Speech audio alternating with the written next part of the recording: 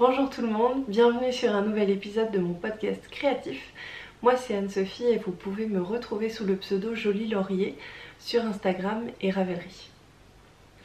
Avant toute chose, je voulais envoyer des gros bisous réconfortants à Emma de la chaîne Tricolibri, qui a bien besoin d'être chouchoutée et entourée en ce moment. Donc je voulais lui laisser là ce petit bisou supplémentaire. Et lui dire que je pense bien à elle. On est donc début février et aujourd'hui je vais vous parler des projets que j'ai terminés dans le mois de janvier. Donc c'est cool, pour l'instant je m'y tiens. Je me suis mise en tête plus ou moins de mettre en ligne un podcast tous les débuts de mois. Donc bon, c'est que la deuxième fois mais quand même. Donc c'est parti, j'ai 4 projets terminés en tricot. Je devais avoir de la couture mais en fin de compte voilà, ça s'est pas passé comme ça. En ce moment entre les aléas de la grossesse et puis les aléas du Covid, et ben voilà, il y a des choses que je planifie certaines semaines et qui ne se réalisent pas finalement. Mais c'est pas grave du tout. Du coup, 4 projets tricot, c'est parti. Le premier projet que j'ai terminé, alors c'est pas celui que j'ai commencé en premier, mais c'est celui que j'ai terminé en premier, en janvier, c'est un petit béguin que là vous n'allez pas bien voir parce que le coloris est foncé, en plus avec ma fenêtre, enfin bref, je vous mets les photos pour que vous voyez un petit peu mieux le détail.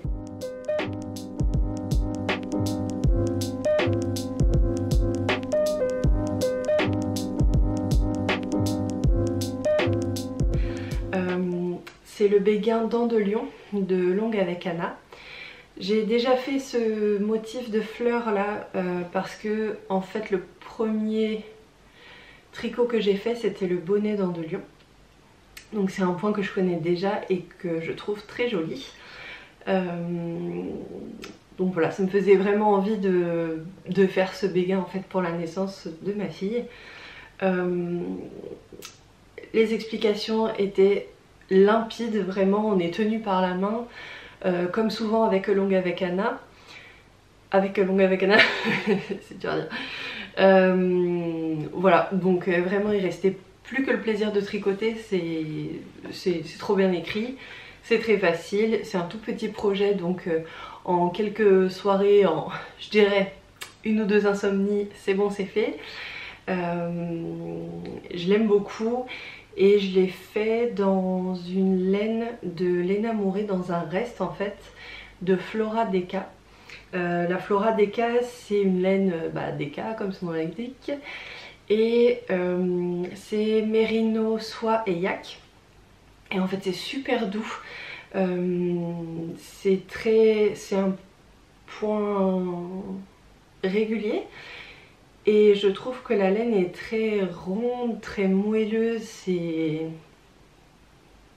j'adore.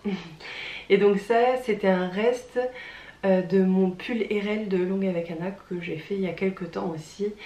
Et vraiment, c'est une laine que... Alors, j'ai pas testé la même base dans la version fingering. J'ai testé que cette base-là, dans différents coloris, mais tous les deux en déca en fait. Et vraiment je m'en lasse pas, c'est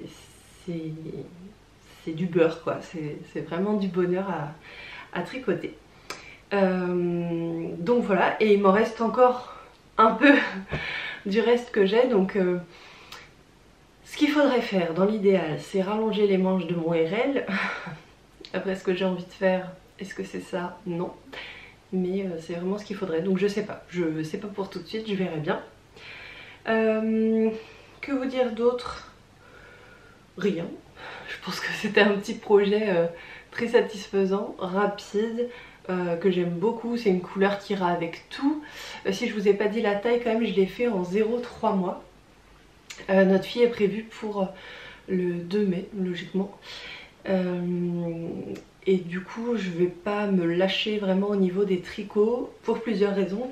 Déjà, parce que logiquement il va faire beau. Donc les tricots vraiment ça va être très vite inutilisé et inutilisable. Et puis aussi parce que je suis pas fan de tricot pour les petits. C'est-à-dire que j'aime bien les petits béguins ou les gilets, les pulls, tout ça. Mais tout ce qui est collant, body, vraiment full tricot là, c'est pas le style dans lequel j'imagine ma fille en fait tout simplement. Donc du coup je ferai pas ça non plus. Je pars plutôt sur des choses cousues que tricotées. Et je me ferai plaisir pour l'hiver prochain du coup où elle pourra plus porter les tricots. Je pense que c'est tout ce que j'avais à dire pour ce premier projet terminé. Si on reste dans l'ordre chronologique, le deuxième projet terminé, c'est un projet que j'ai commencé en décembre et c'était le pull dragé que j'ai réalisé en test pour Lolita de Loli la Fée. Alors,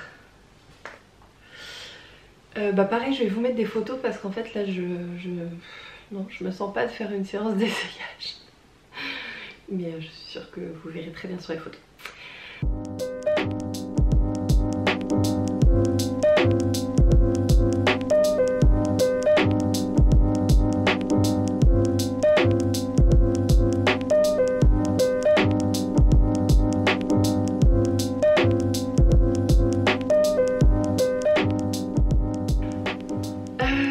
Bon, je vais vous parler de la laine déjà et puis je vais vous montrer le projet après.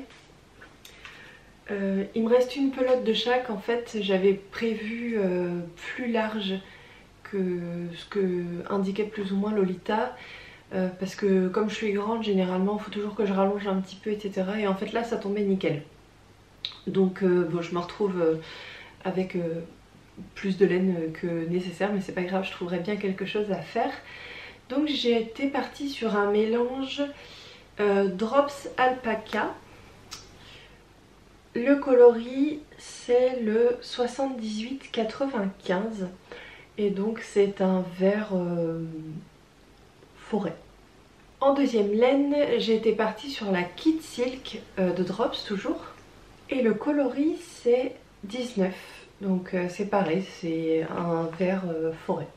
Alors c'est pas totalement la laine qui était conseillée puisque en fait Lolita a fait son échantillon avec une laine fingering et une laine lace, donc le moire. Et en fait si on regarde sur Ravelry, la laine alpaga elle est plutôt considérée comme de la laine sport. Il y a 167 mètres pour 50 grammes. Donc voilà, c'est plutôt un métrage sport. Mais en fin de compte, je tricote tellement serré que en mélangeant ces deux laines, j'avais l'échantillon parfait. Exactement le même que Lolita, que ce soit en rang ou en maille. Et puis en plus je m'en suis rendu compte après. Donc voilà, j'avais pris toute ma laine, c'était un peu tard en soi, c'est quand j'ai fait ma fiche sur Ravelry que je me suis rendu compte que c'était de la sport il me semble. Voilà. Donc bon, mais ça marchait, c'était très bien. C'est des pelotes que j'ai trouvées sur le site de l'atelier de la création. Et j'en profite pour faire un petit mot parce que quand j'ai reçu mon colis, il manquait une pelote. Et du coup, j'ai tout de suite envoyé un message, un mail au SAV avec une petite photo quoi, de ce que j'avais reçu en leur disant voilà qu'il manquait une pelote. Et ils ont été super, ils m'ont tout de suite répondu, ils m'ont tout de suite dit ok pas de problème, on vous renvoie une pelote dans la foulée, envoyez-nous le numéro de bain que vous avez pour qu'on vous mette le même si possible et tout ça. Et hop, 2 jours après je l'avais dans ma boîte aux lettres, enfin vraiment super bien. Donc très bonne expérience avec l'atelier de la création. Donc je recommanderais avec plaisir chez eux parce que vraiment SAV au top. Voilà, c'était la première fois que je tricotais la laine alpaca de Drops. Et j'étais vraiment surprise par sa douceur, elle est vraiment douce. Donc ça c'est aussi très cool. Il y a des bonne solde sur cette laine en ce moment, donc ça vaut peut-être le coup, voilà, si vous avez envie d'une laine sport avec un petit côté poilu et très douce, ça vaut peut-être le coup de se pencher sur la question. Et puis vous verrez dans le modèle, en fait il y a des petits nœuds dans le dos. Et là j'ai rajouté un petit fil doré, c'est le fil Stellaris de Crème Queue. Et le coloris c'est 114. C'est un fil assez fin, c'est 560 mètres pour 25 grammes. Et je trouve vraiment joli, c'est un doré un petit peu comme un petit peu éteint. Donc ça fait pas bling bling, mais ça apporte la petite touche que j'aimais bien et que je recherchais pour un petit peu pimper ce pull assez foncé. Donc, je vais vous montrer le pull. Donc le devant et tout ce qu'il y a de plus sage et classique, c'est un devant plein. Donc là vous voyez du ajouré, mais c'est pas le devant. Donc le devant est vraiment plein et se termine par des côtes un torse dans mon souvenir. Et puis oui, c'est un pull qui se tricote de haut en bas. Ça c'est toujours appréciable pour moi.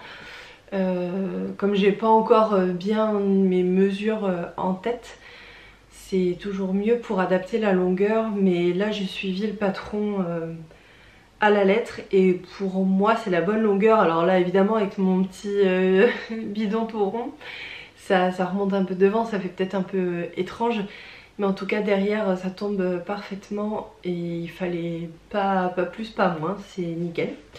Donc bon, à vérifier l'hiver prochain quand j'aurai un peu moins de ventre, bah, j'espère. Mais normalement ça sera bien. Et donc tout ce qui fait le charme de ce pull c'est le dos. Et dans le dos on a un grand col V. Voilà, comme ça. Alors là ce que vous voyez c'est le dos de mes pins en fait, les attaches de mes pins parce que je ne l'ai pas enlevé de mon pull, voilà, parce que je l'ai porté récemment. Donc on a un grand col V et puis en dessous on a des petits nœuds. Alors vous voyez là, mes petits nœuds sont un peu de bioué parce que je les ai cousus, j'ai honte mais je l'avoue et faute avouée à moitié pardonnée, je les ai cousus vraiment à la va-vite un soir au Pierre-Hélène. Et voilà, ils sont ce qu'ils sont pour le moment, mais je pense que je vous remettrai un petit point et puis ça sera vite réglé. Je vais essayer de vous montrer un peu mieux le détail. Là, vous allez voir le col V. Et puis en fait, sur tout le milieu du dos, on a des petites côtes 1-1 classiques. Et donc il y a 3 nœuds qui sont accrochés. Donc les petits nœuds sont faits en jersey double. Et puis on a une attache aussi qui est faite en jersey double. Et donc on vient coudre le tout sur la bande du milieu. Donc comme je vous disais, bah, peut mieux faire, moi je vais les refixer un petit peu parce que j'ai vraiment fait ça vraiment à la va-vite. Mais je les aime beaucoup, c'est très joli et comme vous voyez le petit détail de doré, ça reste très discret mais ça les met bien en valeur je trouve. Au niveau de la bordure, donc on a les petites côtes et puis un I-cord et en fait l'I-cord on le retrouve tout du long, y compris sur le devant et ça fait vraiment une finition hyper propre. Pour les manches, c'est des manches montées et c'était la première fois que je faisais des manches montées. Est-ce que j'ai galéré? Oui, affirmatif chef. Oui, moi les manches c'est toujours une torture, relever des mailles c'est toujours compliqué. Je vous mets ici une photo que j'ai publiée sur Instagram pour vous dire à quel point j'ai galéré, non mais... l'épopée. J'y ai passé environ 3 heures par manche juste pour relever les mailles et placer nos marqueurs. Mais c'est grave. Et alors vraiment ce que j'ai fait c'est que j'ai essayé de diviser ma manche le mieux possible et en plus de petites parties possibles. Il y a des personnes qui arrivent à faire toutes les 2-3 mailles, etc. Non, moi j'y arrive pas du tout, ça tombe pas bien, non, c'est pas comme il faut, c'est pas bien. Et donc j'ai fait ça comme ça. Et pour faire la deuxième manche, comme j'ai jamais fait de manche montée, je savais pas à quel point un décalage pourrait se voir. Par exemple, je savais pas si ça ferait un petit peu de gonflant ici et que du coup il y aurait une manche par exemple un peu plus gonflée que l'autre, ou enfin voilà, je savais pas trop ce que c'était censé donner et quel fit ça allait avoir à la fin. Du coup, pour faire la deuxième manche absolument identique, donc une fois que j'ai relevé les mailles de ma première manche, je suis venue plaquer, en fait rentrer ma manche de l'autre dans l'autre manche. J'ai superposé les deux tissus que j'ai pincés avec des pinces de couture. Et ensuite j'ai regardé sur mon aiguille, je sais pas si c'est clair ce que je dis, j'ai regardé sur mon aiguille où se trouvait ma maille relevée. Et donc en face, en essayant de faire le plus en face possible, j'ai placé un nano marqueur. Et donc je me suis retrouvée avec mes X millions d'anneaux-marqueurs sur ma deuxième manche. Et là j'ai pu relever les mailles comme ça. Je pense que c'est pas du tout la manière orthodoxe de le faire. Mais voilà, c'était un test et ça me tenait à cœur de le faire le mieux possible. Mais c'est vrai que pour ces trucs là je suis un vrai boulet. Mais c'est pas grave, ça met plus de temps, mais franchement j'en suis contente. Je pense que c'est censé ressembler à ça, donc voilà. En revanche, bon alors oui j'ai galéré à le faire, mais je trouve que le résultat c'est vraiment sympa, les manches montées. Je trouve que ça épouse bien quoi l'épaule, ça tombe vraiment bien. En dessous il n'y a pas de trou. Lolita nous fait relever les mailles d'une certaine manière dont je ne connais plus le nom. Et puis je vous laisse un peu de suspense si vous voulez prendre le patron. Mais en tout cas j'avais jamais fait ça comme ça et je sais que j'y reviendrai si j'ai des mailles à relever, et ben je referai cette technique parce que c'est de loin la meilleure que j'ai essayée jusqu'à présent. Donc là vous vous dites bah oui mais c'est sympa, mais j'aimerais bien savoir ce que c'est cette technique. Bon je l'écrirai peut-être ici si j'y pense. Bon en tout cas ce que je retiens vraiment de ce patron, c'est qu'il y a plein de petites techniques que je ne connaissais pas, que j'avais jamais essayé, pratiqué, et qui font qu'ils tombent nickel. Et il y a vraiment un soin qui a été apporté aux détails et aux finitions.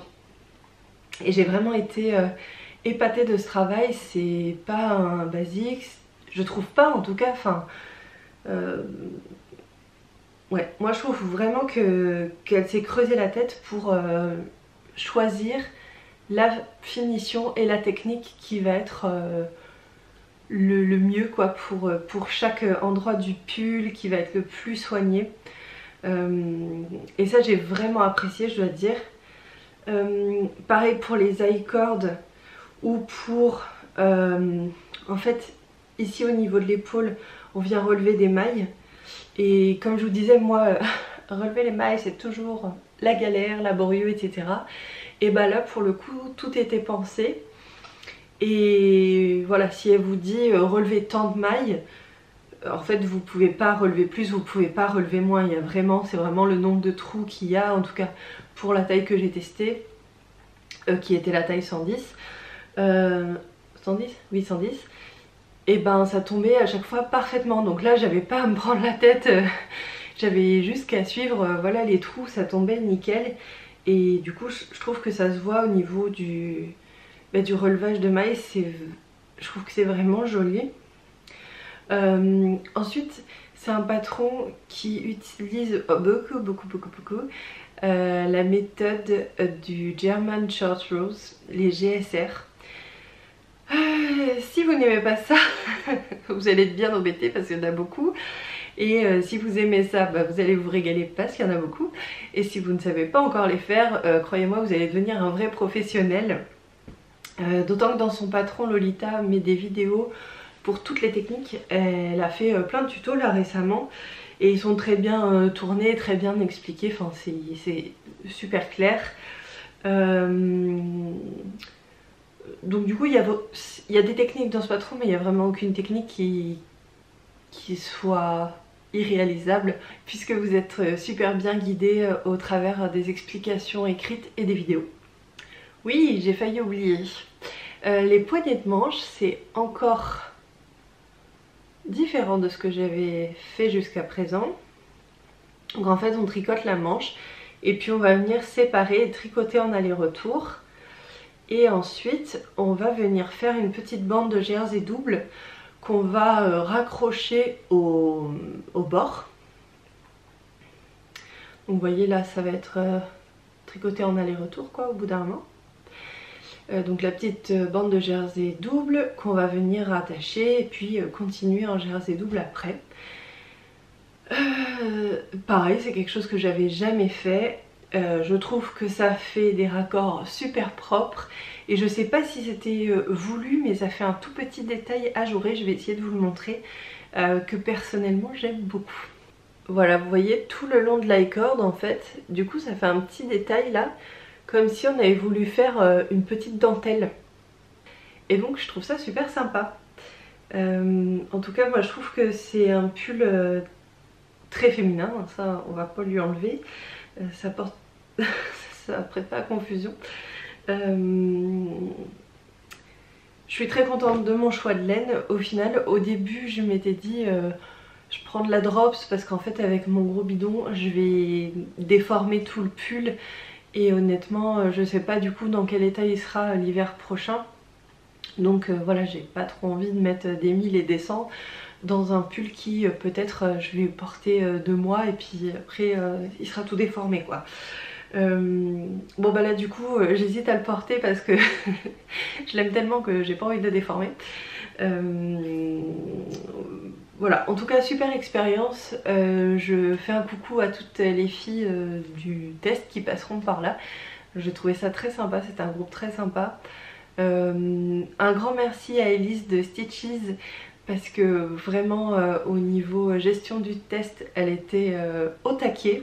Donc dès qu'on avait une question c'était vraiment voilà, elle répondait vraiment rapidement j'ai trouvé, puis elle mettait vite à jour le patron etc. Donc personne ne restait bloqué, tout a bien avancé, tout était fluide. Et ça bah voilà, c'est aussi grâce à elle. Donc voilà, je vous recommande ce patron en somme. J'ai rien de plus à dire je crois. Je crois que je n'ai rien oublié. Voilà.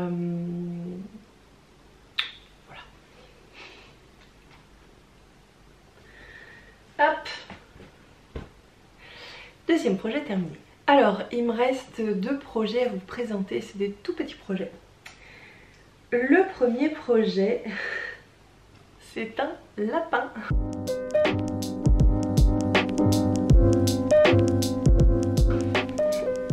Oh, il est tellement mignon. C'est alors je vais vous dire ça, le petit lapin d'Henri. Alors là, c'est son nom...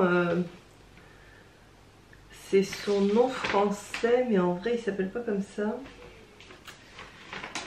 Et bien sûr, je ne sais pas comment il s'appelle.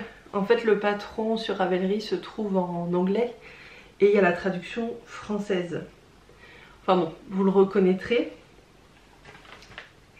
Ouais.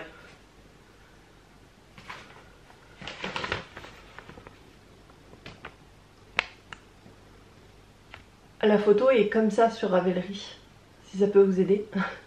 Alors en fait ce qui s'est passé c'est que j'ai testé il y a quelques temps le crochet et j'ai pas trop aimé. En fait j'ai bien aimé le geste, mais par contre c'est vrai que pour moi le crochet c'est une attention constante, il faut tout le temps compter.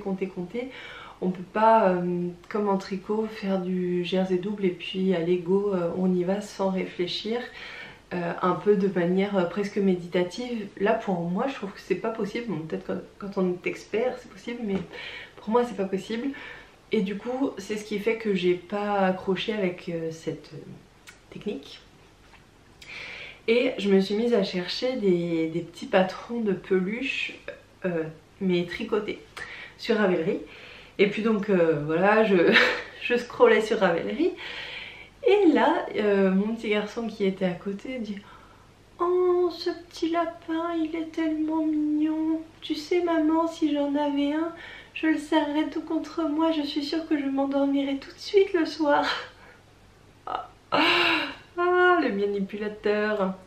Mais bon, je me suis dit, ça se tente. Donc je lui ai fait ce petit lapin que j'ai fait dans des restes de Drops Air. C'était des restes de mon pull Fisherman de Alice Hammer. Et puis j'ai rajouté un fil de mohair Kid Silk, je crois, blanc, tout classique. J'ai trouvé ça super sympa à faire. En fait, on commence par les fesses, je dirais. Non, en fait, on monte des mailles ici, puis on va venir faire le corps, on ferme. Et là, on va venir relever les mailles et faire la tête. Je crois que c'est quelque chose comme ça. Et puis ensuite, on va faire les oreilles et on va les attacher et tout nouer là entre les oreilles.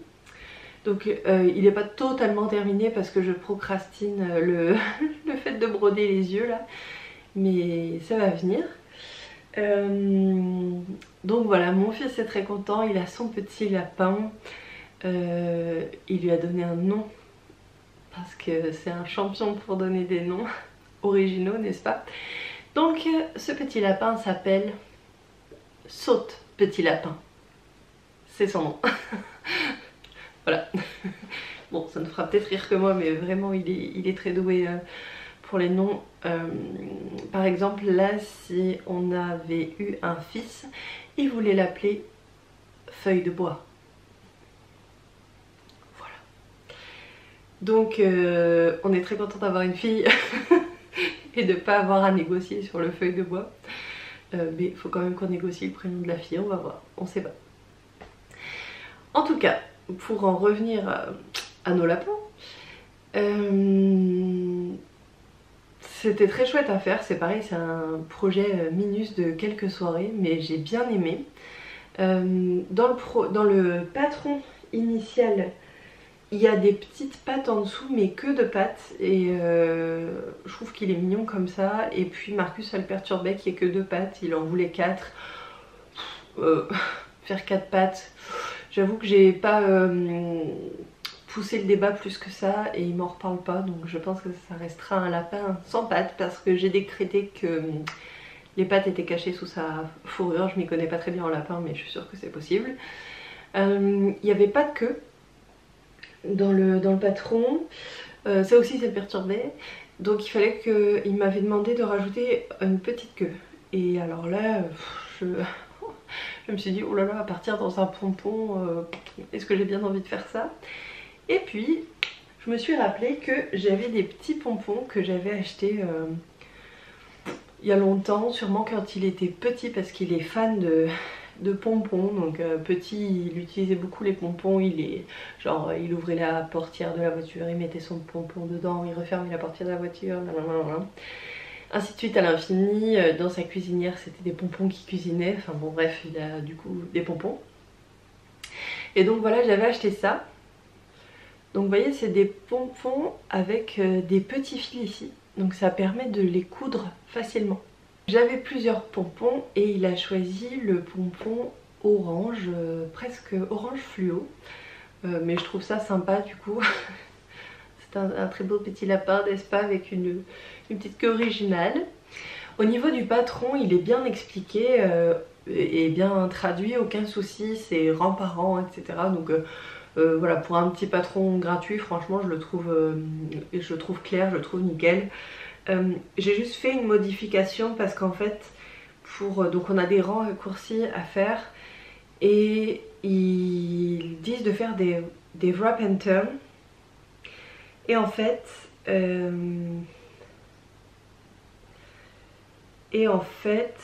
logiquement, les wrap and turn, il faut comme relever les mailles après, une fois que c'est fait, quand on veut repasser dessus, il faut relever les mailles ou quelque chose comme ça. Et là, c'est pas du tout expliqué. Là, ils nous les font tricoter comme une maille en droit. Ce qui fait que j'avais des gros trous, vraiment c'était pas joli, puis j'avais peur que le rembourrage qu'on met à l'intérieur, j'avais peur qu'il sorte un peu, etc. Peut-être que ma laine était déjaugée ou je sais pas, enfin... Parce que je vous avouerai que j'ai pas fait d'échantillon, faut pas trop pousser le bouchon. Et donc voilà, j'étais pas du tout satisfaite, donc en fait j'ai réécrit, faut le dire vite, hein, mais le patron pour modifier et faire des German Short Rows, donc des GSR à la place des Wrap and Turn. Voilà, et du coup à partir de là ça s'est bien passé et j'étais plus contente du résultat. Je regarde les notes que j'ai prises sur le patron, mais je crois que c'était tout en fait. Il y a juste ça que j'ai modifié, sinon c'est super bien expliqué. Et même pour les coutures, je vous montre, c'est un patron gratuit, mais même pour les coutures il y a des photos de pas à pas en fait. Voilà, donc c'est vrai que c'est plutôt cool et c'était du coup facile à suivre. Rien de plus à dire pour ce petit lapin, si ce n'est qu'après avoir réclamé des pattes, une queue, etc. Eh bien, il faut que je lui fasse une carotte. Et oui, parce que s'il n'a pas à manger, il va mourir, maman. Et donc, ça va être, j'imagine, un projet de février, parce que bon... Il va pas pouvoir rester à jeun beaucoup trop longtemps ce lapin. Et là j'étais contente d'avoir des copines qui ont déjà fait des petits projets, qui ont des restes, voire des copines teinturières qui sont très gentilles et qui nous donnent des restes. Donc je vous dis pas que ça va être une carotte de luxe qui aura des fans dans le bruit des aiguilles. J'espère que monsieur va être content, hein. Voilà, donc avec le orange fluo et le brun un petit peu ici, je vais faire la carotte. Donc bon, elle aura une couleur un peu de carotte radioactive, mais ma foi il a déjà la queue orange fluo, donc est-ce que ça va lui changer grand chose? Et puis là avec les restes du pull de Lolita, puis des petits restes de... que m'a passé Anna. Alors ça c'est pas un petit reste, hein. Clairement je vais lui rendre la pelote, mais en tout cas voilà, j'ai juste besoin de quelques brins pour faire les fans. J'ai quand même hâte de voir à quoi va ressembler cette petite carotte, parce que voilà, elle va être originale, mais je sais pas, il y a moyen qu'elle soit sympa. Projet que je laisse dans le sac de Mélanie Meldad. Donc voilà, c'était tout pour Saut de Petit Lapin.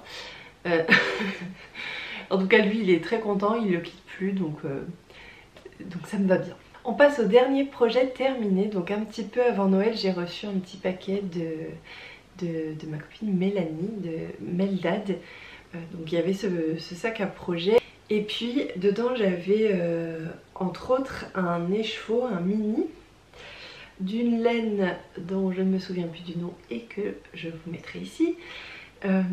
Et je me disais, bah, j'aime beaucoup cette laine à speckles, qu'est-ce que je pourrais faire avec, sachant qu'avec 20 grammes je savais pas trop quoi faire, puis ça m'embêtait de l'utiliser en contrastant de chaussettes, je sais pas, j'avais envie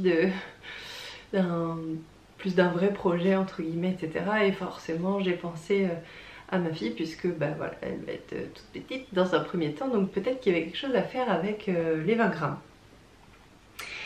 Et puis je suis tombée sur un patron gratuit sur Ravelry qui s'appelle les mitaines de Florence par Léonie Leclerc. Donc voilà, en fait ce sont des mitaines et il y a un point texturé sur le dessus, chose que moi je n'ai pas faite. J'ai fait ces mitaines dans la taille 6-9 mois parce que je me suis dit que ça serait bien pour l'hiver prochain et que comme ça elle pourrait les porter un petit peu plus longtemps. Là je vous montre la mitaine qui a été la première réalisée. Donc vous voyez, on fait tout simplement des côtes 1-1 classiques et puis ensuite on tricote tout droit en jersey et on vient faire des diminutions et un grafting comme pour des chaussettes en fin de compte. Donc j'aime beaucoup les speckles de la laine. Je trouve ça vraiment sympa. Donc ça c'est la première que j'ai tricotée. Et en fait, Dans le patron, il conseillait d'avoir 25 grammes de laine. Sauf que je me suis dit, bon, bah, j'ai pas 25 grammes de laine, j'ai 20 grammes de laine, mais je pourrais toujours faire la corde dans une autre laine, donc je vais gagner quelques grammes. Je pensais faire ma petite filoute et rajouter ici en fait une laine d'une autre couleur, histoire de gratter encore quelques grammes, puisque de toute façon je m'étais dit, une fois replié, qu'il saura? Personne. Sauf que malgré tous mes efforts, j'ai quand même pas eu assez de laine. Donc elle se retrouve avec un mini bout de petite moufle en blanc. Mais bon, est-ce qu'elle va vraiment le voir? Non. Est-ce qu'elle va me le reprocher? Non. Est-ce que quelqu'un me dira quelque chose dans la rue? Je ne pense pas. Donc voilà, c'est des mitaines, enfin des moufles là, pareil pas pareil. Et en plus il y en a une qui est un tout petit peu plus petite que l'autre parce qu'en fait la laine blanche était un tout petit peu plus fine. Donc voilà, du coup pour le même nombre de rangs, bah, ça s'est arrêté un petit peu avant. Mais bon, est-ce que c'est grave? Non. Donc voilà, du coup c'est mes mitaines pareil pas pareil. Et bah écoutez, je crois qu'on a fait le tour des projets que j'ai réalisés en janvier. J'avoue que je suis pas mécontente, j'ai passé pas mal de temps à tricoter. J'ai eu quand même 2 semaines au ralenti. Une semaine où j'étais pas au top, donc j'ai pas tricoté du tout je crois de la semaine. Et puis une autre semaine où Marcus était qu'à contact, alors du coup il était à la maison. Et là ça fait quand même beaucoup moins de temps de tricot, forcément. Donc voilà, je suis contente de ce que j'ai fait ce mois-ci, des petits projets réalisés. Et j'ai hâte de voir ce que me réserve le mois de février maintenant. Ce matin j'ai commencé un nouveau pull dans de la Plotulopie.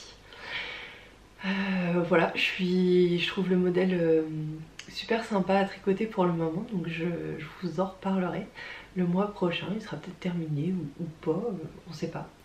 On verra, il n'y a pas de pression, hein.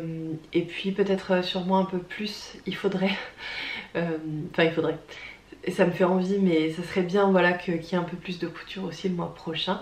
Mais bon, il y a les 2 semaines de vacances en février, donc on va voir ce que j'arrive à faire ou pas. Ça sera le suspense. Voilà, j'espère que ce petit épisode de podcast créatif vous a plu. Je vous fais des gros bisous et je vous dis au mois prochain. Du coup, on va essayer de continuer sur cette bonne lancée et de s'y tenir.